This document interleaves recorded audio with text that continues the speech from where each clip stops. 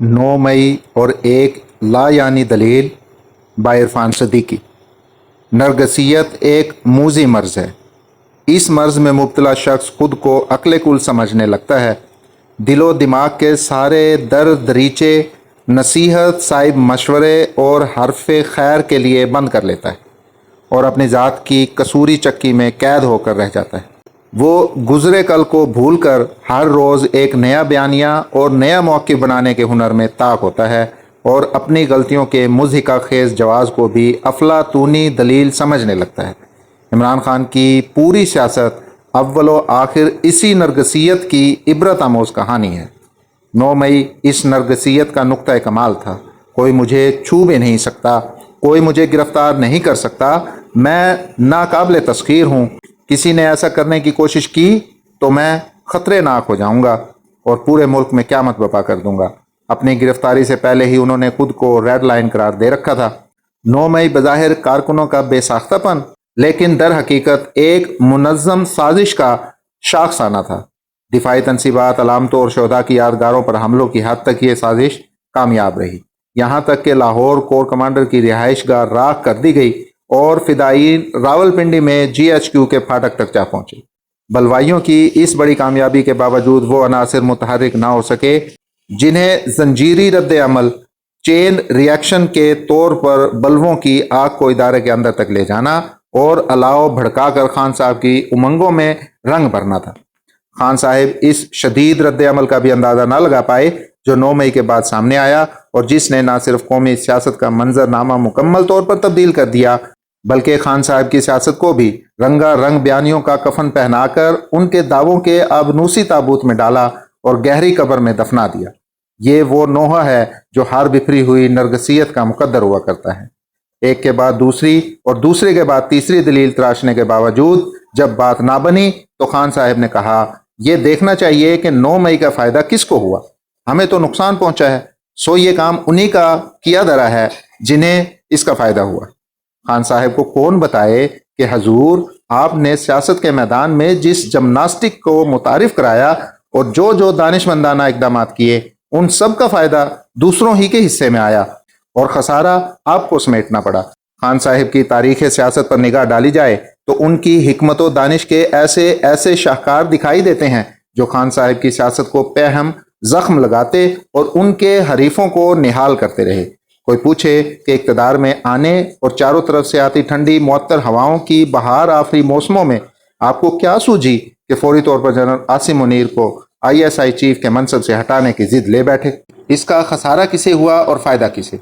General फैज़ हमीद को अपने इक़्तिदार के लिए नागुज़ीर समझ लेने और उनके साहिबान तले अशरों की हुक्मरानी का मंसूबा किसने बनाया और इससे क्या हासिल हुआ?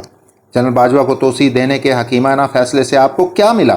जब कूच नकारा बजने लगा तो उसी जनरल बाजवा को तोसी मजीद की पेशकश क्या फल लाई? साइफर का नाम देकर कागज़ के एक पुर्जे से खेलने, अमेरिका को मतऊन करने और फिर उसकी खुशनुदी के जतन करने का मशरा क्या अपोजिशन ने दिया था? तहरीक अदम एतमाद की आइनी मश्क पर आतिश ज़ेरपा होने, कासिम सूरी से एक हया सोज रूलिंग दिलवाने का क्या फ़ायदा हुआ? रातों रात कौमी असम्बली तहलील करने के जमहूरियत कुश इकदाम से क्या हाथ आया? फरते तैश में कौमी असम्बली से इज्तमाही इस्तीफ़ों से आप कमज़ोर हुए या आपके हरीफ? फिर अदालतों के ज़रिए उसी कौमी असम्बली में वापस आने की मश्क रायगा ने किन चेहरों पर कालक थोपी? जब मई 2022 में तय पा गया कि PDM हुकूमत मुस्ताफ़ी होकर असम्बलियाँ तोड़ रही है और अगस्त 2022 में इंतखाबात हो जाएंगे और जनरल बाजवा ने खुद आपको इसकी ज़मानत भी दी, तो 25 मई को इस्लामाबाद चढ़ाई करने का मकसद क्या था? इसका फ़ायदा या नुकसान किसको हुआ? जनरल बाजवा के दस्ते मोजिज़नुमा और अदलिया की रुसवाए ज़माना आइनी तशरीह पर बनने वाली पंजाब हुकूमत और असम्बली को रुखसत करके किसे फ़ायदा हुआ? 10 बरस से खैबर पख्तूनख्वा में कायम अपनी हुकूमत और असम्बली पर कुल्हाड़ा चलाने से कौन सा मकसद हासिल हुआ? नवंबर 2022 में जनरल सैयद आसिम मुनीर का रास्ता रोकने के लिए रावलपिंडी पर चढ़ाई से PTI को क्या हासिल हुआ? आला फौजी ओहदेदारों पर नाम ले लेकर कत्ल करने की साजिश का इल्ज़ाम लगाने से आपके नामा अमाल में कितना हुस्न आया? IMF से मुआहिदा रोकने की कोशिशें आपके किस काम आई? कालम की तंग दामानी आड़े आ रही है, वरना खान साहब के ऐसे कारनामों की फहरिस्त बहुत तवील है جس سے ان کی جھولی میں تو کچھ نہ آیا، البتہ ان کے حریفوں کو ناقابل تصور حد تک فوائد حاصل ہوئے۔ اگر نفع و نقصان والی دلیل مان لی جائے تو یہ بھی ماننا پڑے گا کہ یہ تمام اقدامات خان صاحب کے نہیں، ان کے مخالفین کے تھے، یا پھر ان کا کوئی ہمزاد یہ سب کچھ کیے جا رہا تھا۔ ایک نقطہ نظر یہ بھی ہے کہ خان صاحب نے جو کچھ کیا چند غیر سیاسی مگر مؤثر مشیروں کی شہ پر کیا۔ سیاسی شعور اور حرکیات سے بے بہرہ ہونے کے سبب وہ آنکھیں بند کر کے چلتے رہے اور آج دہکتے ہوئے دشت بے اما میں یکا و تنہا کھڑے ہیں۔